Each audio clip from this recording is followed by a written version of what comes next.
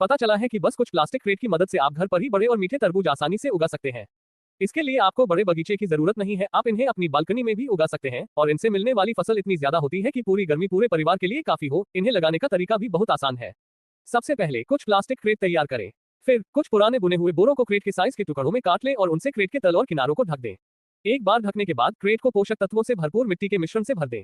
मिट्टी के मिश्रण का सही अनुपात तस्वीर में दिखाया गया है। आपको कई प्लास्टिक कप भी तैयार करने होंगे। सोल्डरिंग आयरन का इस्तेमाल करके हर कप के तल और किनारों में छेद करें। फिर इन कपों को प्लास्टिक क्रेट के अंदर रखें और मिट्टी के मिश्रण में दबा दें। ये कप एक जरूरी काम करते हैं। इस तरह सभी क्रेट में मिट्टी और कप भरने के बाद आप तरबूज के पौधे लगाने के लिए तैयार हैं। खरबूजे के पौधों की जड़ों से सुरक्षात्मक आवरण हटाने के बाद उन्हें फ्रेम के अंदर मिट्टी में दबा दें। प्रत्येक फ्रेम में केवल 2 पौधे लगाएं और शेष पौधों के लिए भी यही प्रक्रिया दोहराएं। रोपण पूरा होने पर उन्हें सादे पानी से सींचें। कप का उद्देश्य मिट्टी को पोषक तत्व प्रदान करना है। आप इसे घरेलू कचरे जैसे सब्जियों के छिलके और अंडे के छिलकों से भर सकते हैं। फिर इसमें किण्वन पाउडर मिला हुआ पानी डालें, जिससे मिट्टी को लगातार पोषक तत्व मिलते रहेंगे। अंत में खरबूजे की बेलों को चढ़ने और फैलने के लिए जगह देने के लिए सेटअप के ऊपर कुछ प्लास्टिक फ्रेम रखें। फिर पौधों के बढ़ने और विकसित होने का इंतजार करें। 40 दिनों के बाद आपको खरबूजे की बेलों का एक हरा भरा झुंड दिखाई देगा। तरबूज फूलने और फलने की अवस्था में पहुंच चुके होंगे और छोटे छोटे तरबूज तेजी से बढ़ रहे होंगे। इस समय पोषक तत्वों की आपूर्ति बनाए रखने के लिए कप में कुछ अधिक पके केले डालें। 70 दिनों के बाद तरबूज पक जाएंगे और बड़े आकर्षक तरबूज तोड़ने के लिए तैयार होंगे। अब आप एक पका हुआ तरबूज चुन सकते हैं। ये फिर से स्ट्रॉबेरी लगाने का मौसम है।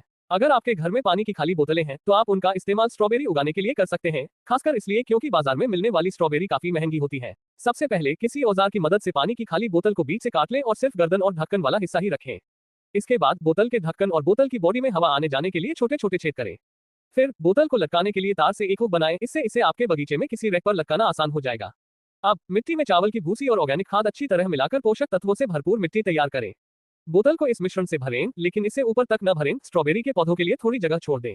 आखिर में स्ट्रॉबेरी के पौधों को बोतल में रखें, उनके चारों ओर थोड़ी और मिट्टी डालें और हाथों से धीरे धीरे दबा दें।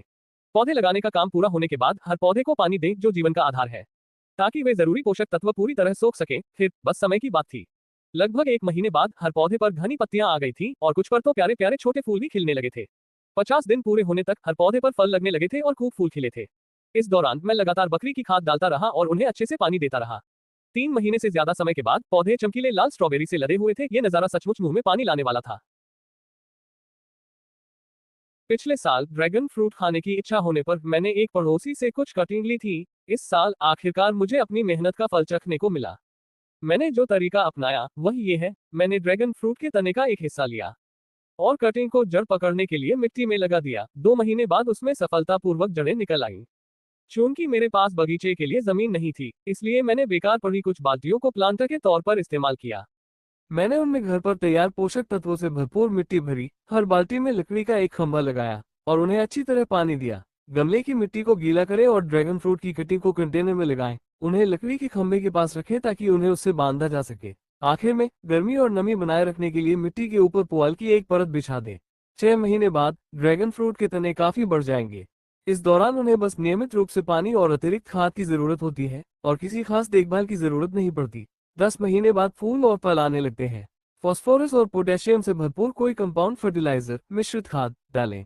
12 महीने तक पौधा अच्छी तरह से जम जाता है। बस फलों के प्राकृतिक रूप से पकने का इंतजार करें। 13 महीने बाद ड्रैगन फ्रूट तोड़ने के लिए तैयार हो जाता है। देखने के लिए धन्यवाद।